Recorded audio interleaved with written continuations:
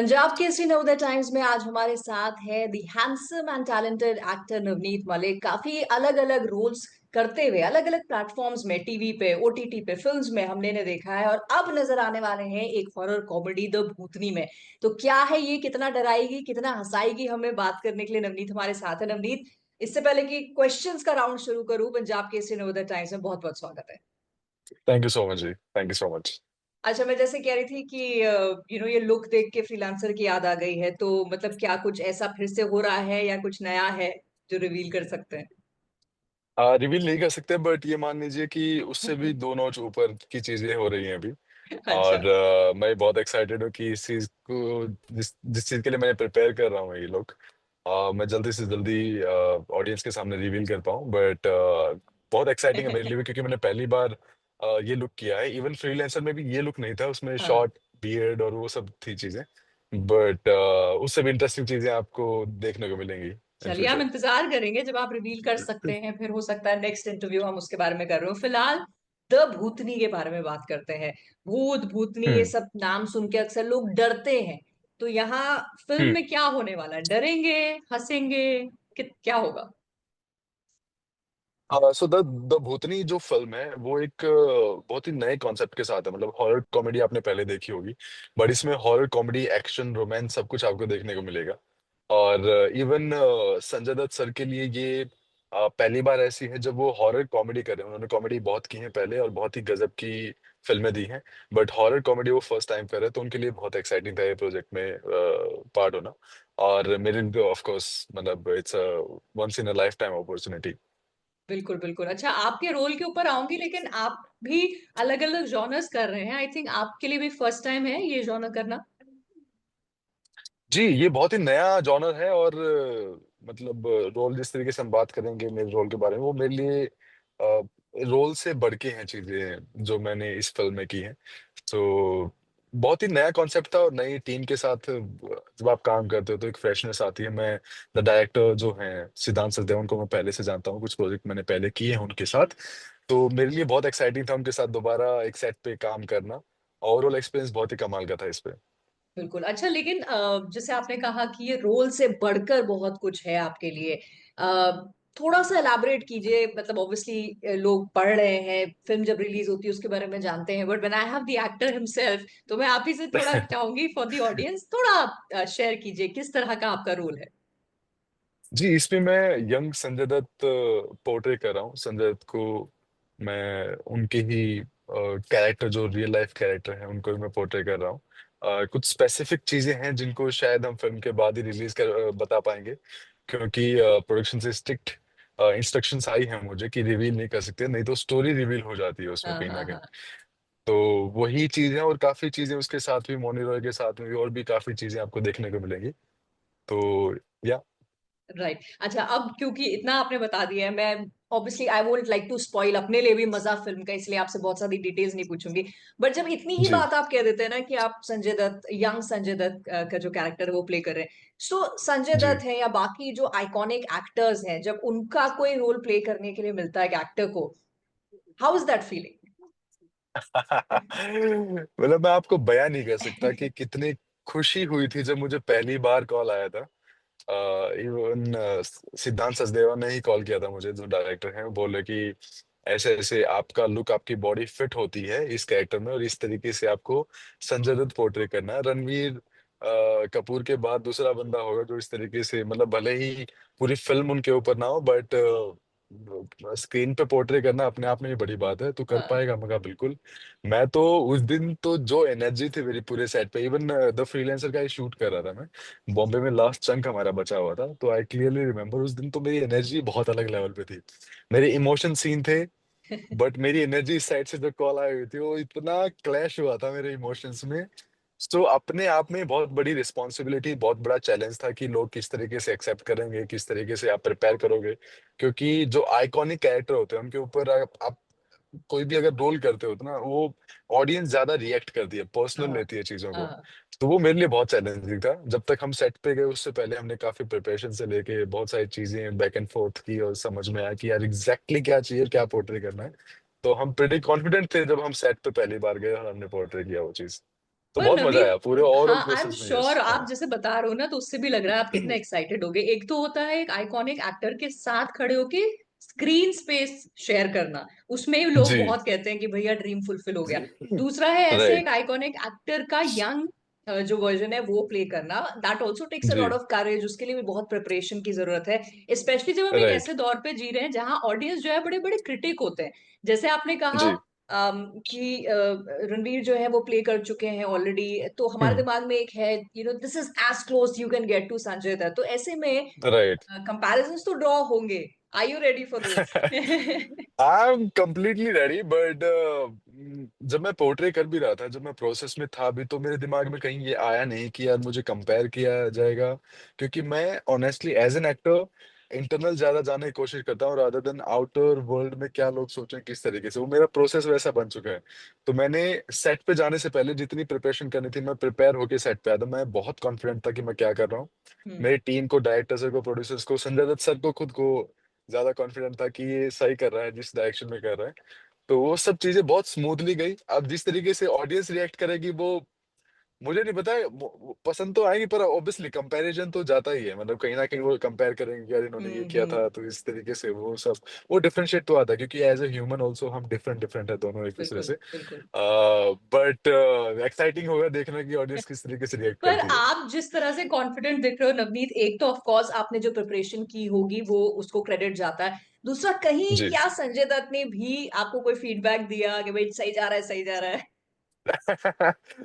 So sir के साथ हम बैठे होते थे, जैसे शॉट खत्म होता है तो हम सर के साथ में बैठे होते थे, बात करते थे। बट एक बार जब स्टार्टिंग में बात है, तो वो बोल रहे थे कि कर लेगा ना महाराज, यहाँ कर लेगा, हाँ मुझे पता तो कर लेगा। तो छोटी छोटी हल्की अनुवांसेस बीच में बात करते रहते थे, बट मैंने कभी बाउंड्री क्रॉस नहीं की सर के साथ कि खुलने की कोशिश की ज्यादा। मैं वहां पे बैठता था, मेरी हिम्मत होती नहीं, मैं सिर्फ उनको देखता रहता, उनके ऑरा को फील करने की कोशिश करता था कि मैं द संजय दत्त के साथ में मैं बैठ के मुझे कैसा महसूस हो। मैं बस सिर्फ वो एनर्जी ऑब्जर्व करने ऑब्जर्व करने की कोशिश करता था कि यार क्या है वो लेजेंडरी जो बचपन से देखते आ रहे हैं। तो शायद मेरा उसी में ज्यादा टाइम चला गया, और मैंने पर्सनली भी खुलने की कोशिश नहीं की उनके साथ। हम हम्म। नॉर्मली बातें करते थे, बट मैं पर्सनल साइड में ज्यादा गया नहीं। बट हाँ ऑब्वियसली, क्योंकि पूरे ये बहुत ही बड़ा रोल है। मतलब ये किसी भी नॉर्म जो भी आप फिल्म करते हो, लीड भी करते हो, मैंने लीड भी किए, सब किए हैं, बट ये रोल एक ऐसा है, ये बहुत ही रिस्पॉन्सिबल वाला रोल है कि रिस्पॉन्सिबिलिटी आपकी बहुत हो जाती है ऐसे रोल्स के ऊपर। तो सबकी नजर रहती है कि आप क्या कर रहे होते हो। बिल्कुल बिल्कुल। मुझे याद है जब मैं पहली बार सेट पे था, तो मुझे संजय दत्त सर की टीम से भी कोई आए थे कि ऑल द वेरी बेस्ट और you will do great, we know that, first shot start होने से पहले। तो बहुत लोगों की नजर है इस रोल के ऊपर कि किस तरीके से चीजें जाने वाली हैं। इवन हर टेक में भी हमेशा कोई ना कोई होता था सर की टीम से, और सर भी कहीं ना कहीं इन्वॉल्व होते थे। या पर मैं सेट पे होता था, सर का शॉट नहीं लगा होता था, तो कहीं ना कहीं सर होते थे। और वो देख के ऑब्वियसली फीडबैक तो जाता ही था हर जगह, और वो सब पर चीजें हमने नवनीत, बहुत इसमें स्मूथली क्या की। और नर्वसनेस होती है? बिकॉज एक तो है कि बंदा अपने आप में अंदर थोड़ा नर्वस है कि भाई इतना बड़ा कुछ प्ले कर रहे हैं, और फिर आके लोग कह जी। रहे हैं नहीं तू कर लेगा यार, तू कर लेगा। तो ये कॉन्फिडेंस देता है या अंदर से थोड़ा और नर्वस बनाता है कि भैया इतना फेथ दिखा रहे हैं मुझ पे? कहीं ना कहीं कॉन्फिडेंस भी होता है, बट आप 100% किसी भी इंसान को प्रॉपर वैसा नहीं देख सकते, क्योंकि एक तो फर्स्ट लुक जो होता है वो डिफरेंट होता है। आप हाँ। कहीं ना कहीं एज एन एक्टर क्लोज जाने की कोशिश करते हो, यही हमारा प्रोसेस है, कितने क्लोज आते हो। राइट। 100% बनना ना बनना वो पॉसिबल है नहीं, ह्यूमनली पॉसिबल नहीं है कि मैं संजय दत्त जैसे सर जैसे दिखना लग जाऊं या फिर बात करने लग जाऊं। कहीं ना कहीं हम क्लोज पहुंचने की कोशिश कर रहे हैं, तो कहीं ना कहीं वो इनसिक्योरिटी रहती है। और हमेशा वो प्रोग्रेस के चांसेस रहते हैं कि और क्लोज क्या जा सकता हूँ। तो जब भी वो बोलते थे, वो कॉन्फिडेंस हमें देता था, और अंदर से ना और ज्यादा मैं ईज फील करता था, अच्छा। ताकि मैं परफॉर्म बेटर कर पाऊँ। राइट। सो टोटल एक्सपीरियंस कैसा रहा? ये वाला पार्ट अभी हटा देते हैं, एक तो इसकी एक्साइटमेंट मुझे दिख ही रही है चश्मे के बावजूद आपकी आंखों में। वो दिख जी रही ये है। लीजिए। दिख रही है, अब और ज्यादा थोड़ी दिख धूप रही है। ज्यादा है। लेकिन जी जी जी। और भी अच्छी जो पूरी कास्ट है आपकी, काफी अच्छी स्टार कास्ट है, तो जी। साथ में सीन्स हुए हैं, शूटिंग एक्सपीरियंस कैसा रहा? बहुत स्मूथ। मतलब एक तो ये हॉरर कॉमेडी है, कॉमेडी आने के मतलब आपको नाम से ही पता चल गया कि सेट पे क्या माहौल होगा। स्क्रिप्ट से लेके हर चीज, कोई सीरीज थी ही नहीं। बीच में थी चीजें, सीरीज चीजें, बट मोस्टली जो माहौल होता था कट होने के बाद, एक जो डायरेक्टर है वो बहुत ही जॉली किस्म के हैं। और जब कमान जो अपना कैप्टन होता है, अगर वही कैप्टन कूल हो तो मजा ही आ जाता है सेट पे। तो सबका माहौल ही ऐसा बना होता है, सब दोस्तों की तरह रहते थे, चिल मारते थे, बातें करते थे, अपना घर से प्रिपेयर होके आए थे, सबको हम्म। पता था वो क्या कर रहे हैं सेट पे। तो बहुत चिल माहौल था। ओवरऑल प्रोसेस में पता ही नहीं चला कि कब हमने शूटिंग खत्म कर ली। राइट। और ऐसे में ना क्या होता है कि जो आउटपुट होता है ना, फाइनल आउटकम वो बड़ा एब्सोल्युटली। अच्छा निकल कर राइट। आता है, क्योंकि इतनी ईज के साथ जी। मेहनत सबने की है। तो दर्शकों राइट। के ऊपर अब आप छोड़ रहे हैं कि चलो ये बताओ कि ये हमने कैसा आपके लिए मिक्सचर एक बनाया हुआ है। बट जी। आपकी जर्नी की नवनीत बात करते हैं, civil engineer to modelling to an actor, कैसे हुआ ये सब? जी कभी सोचा ही नहीं था मैंने, तो सच बताऊं, मैं एक हरियाणा के छोटे से गांव से बिलोंग करता हूँ, मदीना नाम है मेरे गांव का। और हम रोहतक में रहते हैं अभी। वहाँ मैंने अपनी कुछ स्टडी की थी, उसके बाद मेरा बीटेक जो हुआ था वो सोनीपत के किसी गांव में एक कॉलेज था वहां से हुआ। जॉब करने के लिए फिर मैं दिल्ली चला गया एज ए सिविल इंजीनियर। मैं काम करता था। पॉलिटेक्निक मैंने की थी 10th के बाद में बहादुरगढ़ पीडीएम से, वहां से उसके बेसिस पे मुझे जॉब मिल गई थी। वो करते करते मैं ऑडिशंस देता था दिल्ली में, पर कभी सिलेक्ट हुआ नहीं। सिलेक्ट तो तब होऊंगा जब मैं कैमरे के सामने जाके कोई ऑडिशन भी दूंगा। हाँ हाँ। मतलब वहां जाता था मैं, लोगों को देख के, कैमरा को देख के कांपने लग जाता, मैं वापस भाग आता था। मतलब ये सिलसिला 1 साल ऐसे ही चलता रहा था। किसी ने कॉलेज में बोल दिया था कि तू मॉडलिंग कर सकता है। वो मॉडलिंग, वो कीड़ा, वो बीज, जो सीड था वो मेरे दिमाग में आया, और उसकी बदौलत मैं बस बस भाग ही रहा था 1 साल के हाँ लिए, सिर्फ भागा। मुझे नहीं पता मैं क्या कर रहा था, मैं सिर्फ फेसबुक पे या कहीं पे मुझे ऑडिशन का मैसेज आता, मैं सिर्फ भागता, वहां पहुंचता, लोगों को देखता, वापस आता, यही सिलसिला था।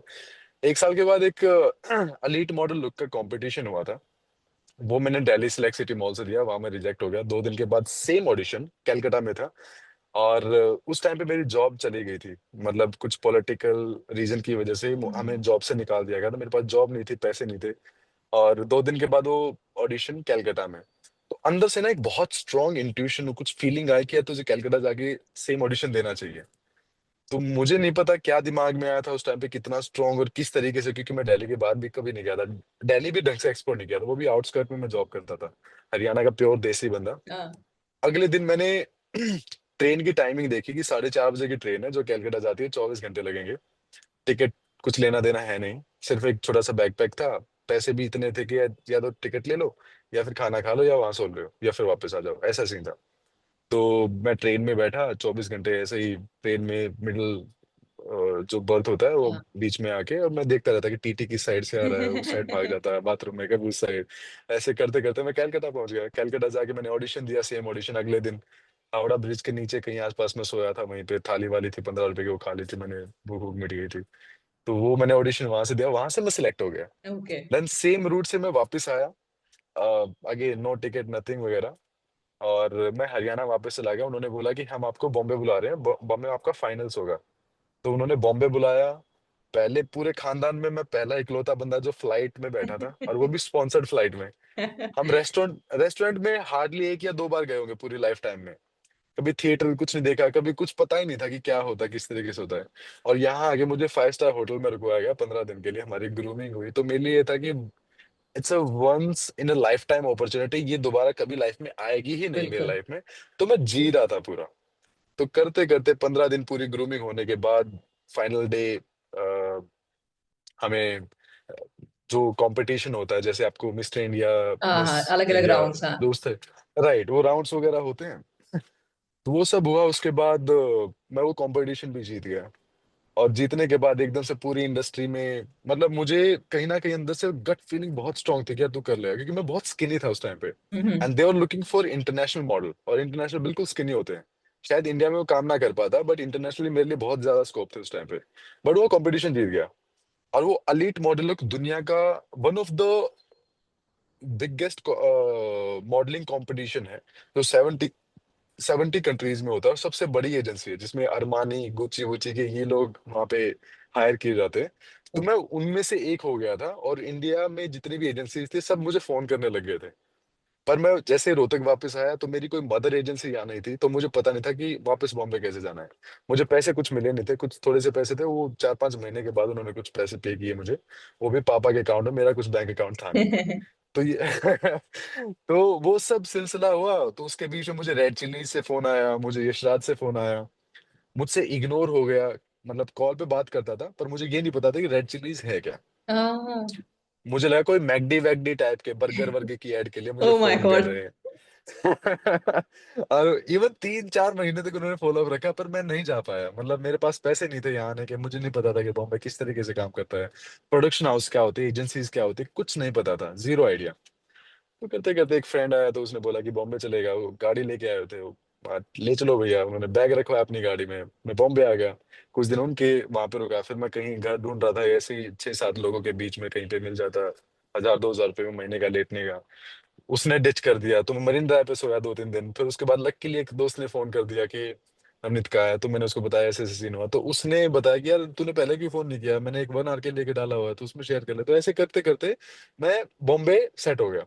देन एजेंसीज ने पिक कर लिया। 6 साल मैंने इंडिया के, you just name it, Raymond से लेके हार्ले डेविडसन, सब मैंने रिपीट पे शूट किया। हार्ले डेविडसन का इवन मैं फर्स्ट ब्रांड मॉडल था जो इंडिया में जब वो लॉन्च कर रहे थे, अभी रिसेंटली वापस जब आ रहे थे।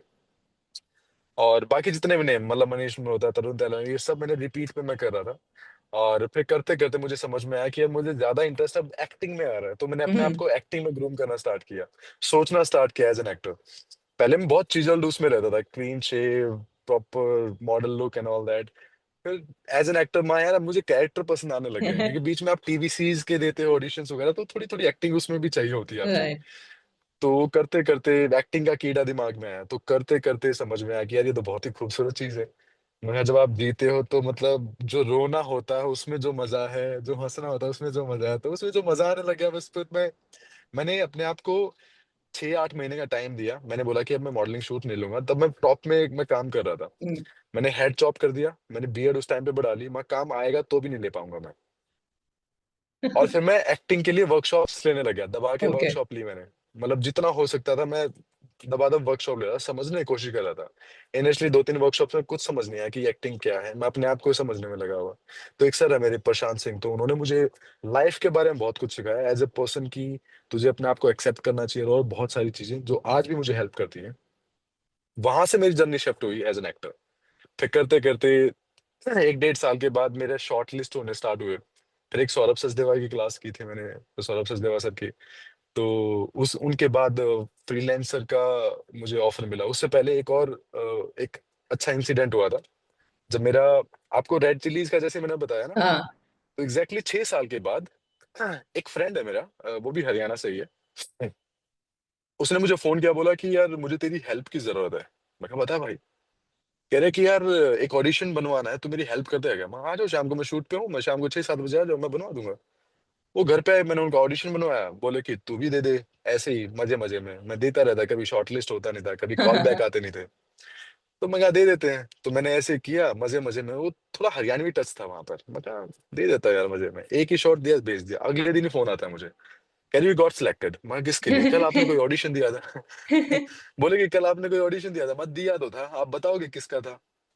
कह रहे कि रेड चिलीज का ऐसे ऐसे। मैंने रेड चिलीज सुनते उनको वहीं पे रोक दिया, मैं रुको रुको रुको भाई, डन है, जो भी है डन मैं है, जो करूंगा। भी करे। मैं करूंगा वो रेड चिलीज। जो मैनिफेस्टेशन मेरी इतने साल से चलती आ रही थी कि यार तूने मिस कर दी अपॉर्चुनिटी, वो तब आई थी, ये था वो था, वो हिस्ट्री दोबारा रिपीट होती है, वो मुझे दोबारा आती है। लव हॉस्टल से मेरा करियर दोबारा एक्टिंग में स्टार्ट हो जाता है। राइट। उस इंसान की बदौलत जो अपना ऑडिशन घर पे बनवाने आता था, उनका सिलेक्शन नहीं होता, मेरा हो जाता है।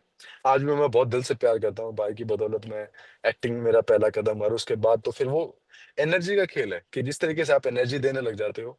2 महीने के बाद फिर मैंने हीरोपंती की, उसके बाद फिर मैंने फ्रीलांसर भी 4-5 महीने के बाद ही मैंने साइन कर ली थी। फिर और भी प्रोजेक्ट, अब मैं 11वां प्रोजेक्ट साइन कर रहा हूँ अपना, मतलब बैक टू बैक 3 साल में।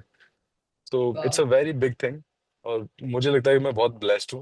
बिल्कुल बिल्कुल। और तो ऐसी ना नवनीता ब्लेस्ड रहे, और मैं तो यही कहूंगी कि जैसे बिना टिकट आप कलकत्ता गए थे to start this whole journey of yours, जी। आपके जो जो भी मूवीज हैं, जो काम है, टिकट दे के लोग उसे देखें, और और ऊंचाइयों पे आप जाएं।